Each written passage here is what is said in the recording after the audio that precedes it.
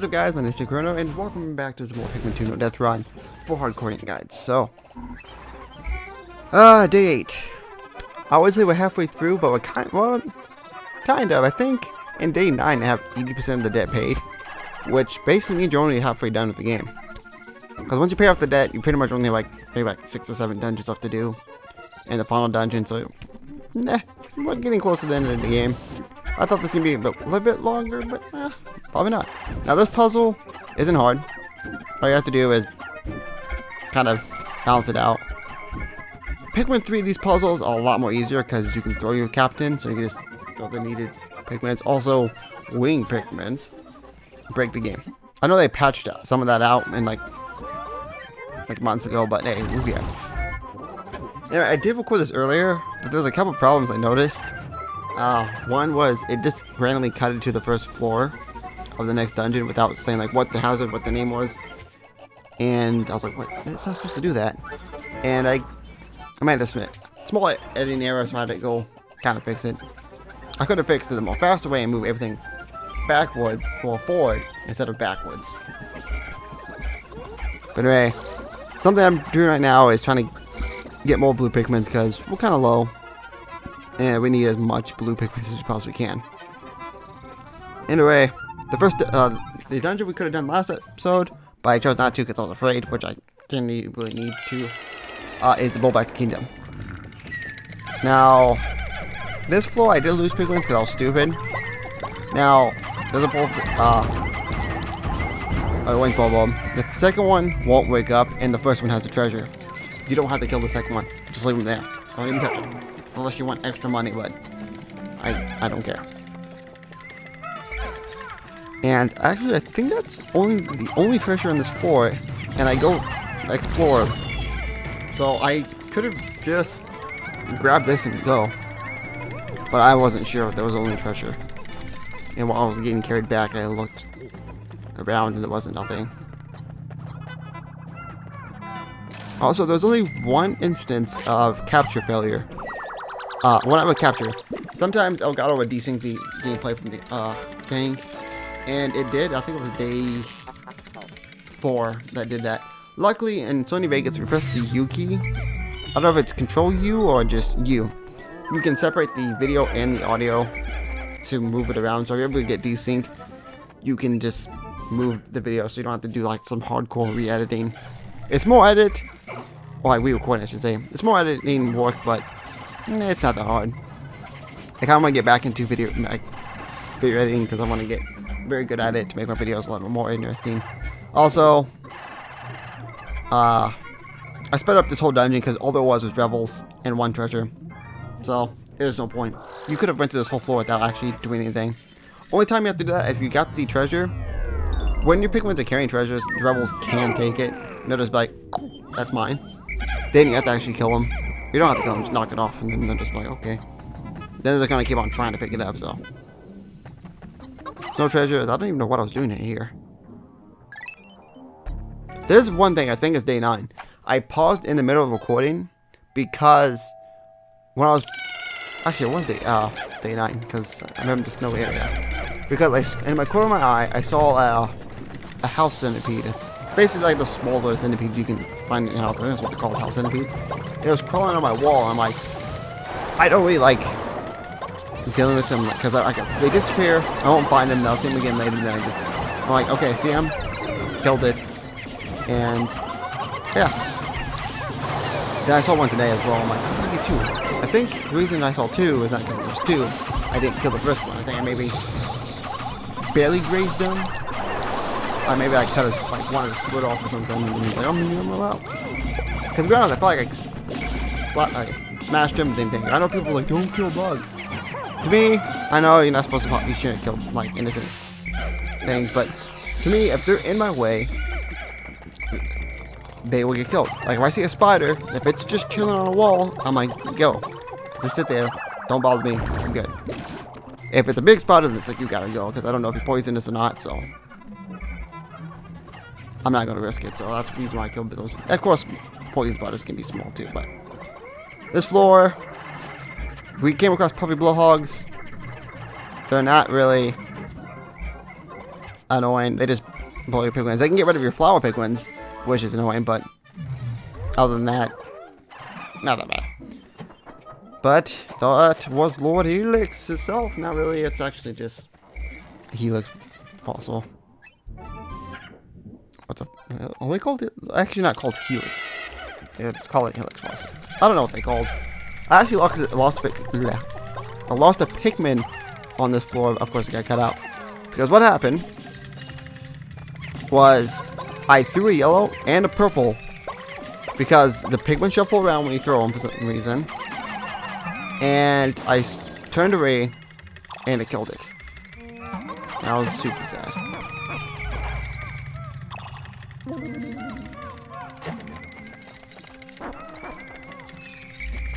Anyway, I know so much is going. I wish I should get something to eat, but I'm not really that hungry. But I'm trying to remember what this floor is like. It's actually I thought the previous recording I said it's 7th floor. No, 6, but I think it's either 7 or 8. We have more of these guys, which technically you don't need yellows to take care of them. Just once they get done with the electric attack, just throw Pikmin on it, and you can kill them. Again, you just need one. So, if one's alive, you don't have to worry about it. But there's 2. I didn't see the other one. But, there you have it. There's our treasure. It's called the Crystal King. Everyone's favorite boss in Paper Mario. Now, I technically could do a Paper Mario BP only run. But it'll probably be live commentary because there's no need for it, like a guide. Unless you're trying to do like a deathless, a Pikmin, no, a deathless BP only run. Then you technically could. But yeah. I don't know if I want to do that or not. I might do it for my own channel. Anything I do live commentary, like a Let's Play, whether it's a challenge run or something like that.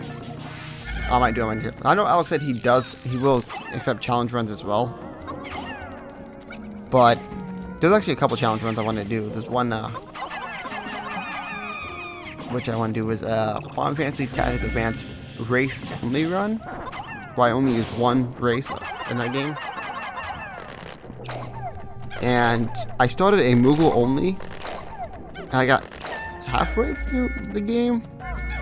It is challenging because Moogles suck in that game. They have terrible jobs. Well, not really terrible jobs. The stat growth is just not good. But right, over here as well is a trap of a Wollywog. And if I'm correct, I think from the first game they actually nerfed the hitbox, which is fine, but they were annoying anyway. But again, purples take care of it. So first game, Wollywogs were like, oh no, Wollywogs are they're hard to deal with. Pikmin 2 is like, okay, we got a way to deal with them. Pikmin 3, they can't kill you. If you have only rocks with you, they can't do crap to you. Nothing. Nada. Oh, something else. In this game, they have that whole system where it's like, if there's Pikmin in the overworld, wait, no, because there isn't no Pikmin in the overworld. That's right. Because in Pikmin 3, most Pikmins are getting... The only time there's Pikmin in the overworld is yellow and reds. Everything else has not been discovered yet. Blues have been discovered, but I don't think there's any in the overworld. Like, I think what the story is, like, it crash landed or something. It's... Maybe there was no Pikmin in existence. There was only one blue Pikmin left in existence until you got more. I don't remember. But also, there are bomb rocks as a trap. Hence why there's no bomb rocks in the overworld and you can't use them. They're not the most annoying trap in my opinion is big enemy drops, like Wollywogs. I guess you could say, I think from time to time they can drop down, like Bulbears and Bulborbs and like big ones, but I don't think they do that all the time. Bomb rocks are cool, but well, not cool, they're annoying, but falling rocks, they're easy to avoid, but when there's a floor with a whole bunch of them, it's annoying. Now, there's a dungeon later And I think it's the dungeon where you can grind for purple Pikmin. I think that's the same dungeon. There's a stairways down, like a zigzag downwards. And there's a bomb rock every like couple steps on that floor. There's also there's an enemy that actually drops bomb rocks. I think it's like a Dirigi bug or something like that, I remember. There's also another dungeon that has a floor where there's bombs already on the map. If you touch them, or you just punch them, they'll go off. And the main gimmick for that is not, oh, I touch it, they blow up. I just don't touch it. No, the main thing is the dribbles will pick it up and become a suicide bomber. They will pick it up, walk towards you, and sometimes they don't walk towards you, they just go wherever they want. Anyway, sub-level 6, is this the final floor? No, it's... What is this floor? That was a red one. Wait, was it red or was that white? I fast forward it because it literally was a gauntlet of just kill enemies. And there's a whole bunch of fire, so you needed red Pikmins for it, so. Also, I found out as well, if you throw a... I think it was in, a lot of things just happened in day 9. Also, I was lucky enough that was a bomb there because it blew up, some of the, but if I would have blown up all of them, and I would have got something that would have been dope, but I didn't. If you throw a purple Pikmin or a white Pikmin, well, say a purple Pikmin into a violet candy pop bud, it doesn't waste it. Because I actually threw I think it was a white into a white thing. I'm like, no, now I'm only going to get 4. Nope, yes, you still can get 5. You just get that 1 extra back. Thing is, I also killed 2 enemies there. I don't know how. Okay, did anybody get the Emerald Eye, which I think is the last treasure in this floor? And I could say the last treasure in this dungeon because the bosses aren't actually going to give you a treasure. But it's not. There's also another treasure in the last floor because they want to introduce how the upgrade you get in that floor works. For a second, I'm like, why am I checking what that does? And I was like, oh, checking how much of one thing. But another purple, and we get, I think, a total of 35 purples on this now. Which is awesome. Just gonna point this out now, you need 100 purple Pikmins for the final one of the treasures. It's a dun pill. And it requires 1,000 Pikmin. And the only possible way to have 1,000 is 100 purple Pikmins. So, yeah. Wonderful. Alright, I believe this is the last floor. It's a 7-floor dungeon. So it's not that bad. Now we get to fight the final boss of Pikmin 1. Bulblax himself. And you know how much trouble he gave us in the first game? He's going to give us just as much trouble in this game. So, yeah. Just put all down so we don't have rock Pikmins. I mean, not rock Pikmins. Bomb rocks to take care of them. Because you're supposed to throw bomb rocks at him. He stuns himself. He's going to be an annoying boss without those. You see him right there? He's right there. But since we have our purples, and just throw stuff at him, and he's dead. Yeah. The final boss of the first game is a joke in this game. I remember the first time I fought this game, I'm like, no, it's the first boss of the first game. No, this is going to be too hard. Then when you realize purple Pikmins are busted, and it's like, yeah, never mind, he's nothing. Now, I think bosses are immune to stun, but I think he isn't. Because I guess in this game, he's classified as a enemy. I think he's actually classified as a boss, but... Because you do fight, I think, 3 of them later. But if it's purple, there's no problem. Anyway, I get another robot it. Yay, the Forge Courage. Which makes us immune to fire. So now, I can walk through flames with... Well, Captain Olimar and Louis. There's actually one other upgrade that allows you to walk through electricity. I would say this upgrade allows you to walk through poison, but you technically have a helmet that protects you from poison. And you also have a suit to protect you from water. So, not really not hard. If you think about it, you don't need a suit for those. You just need electric, extra defense, and fire. Right, got the gyroid. And out we go. And I spent the rest of the day. No Pikmin's lost, so spend the rest of the day getting more potions and stuff like that. 60% of that done. 60% done with the main story of the game. And I'm trying to get as much Pikmin's back as I possibly can. I'm trying to get actually more blues and stuff.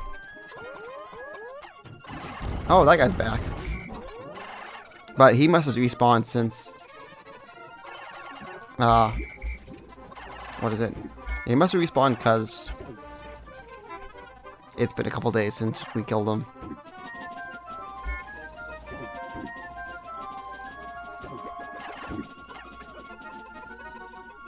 So anyway, yeah, like I said, I spent the rest of the day just grinding for potions. I would get more enemies drops, but since both of them are dead, can't really do that.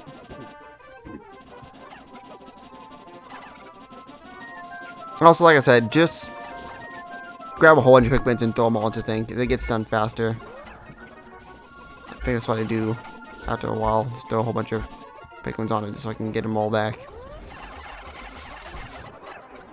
Also, a flint beetle on that side, you could have also used that to get probably something. There are 3 types of flint beetles in this game. There's the normal one that gives you pellets and stuff like that. The gold one that gives you treasure, and one that spits poison that gives you potions and nectar.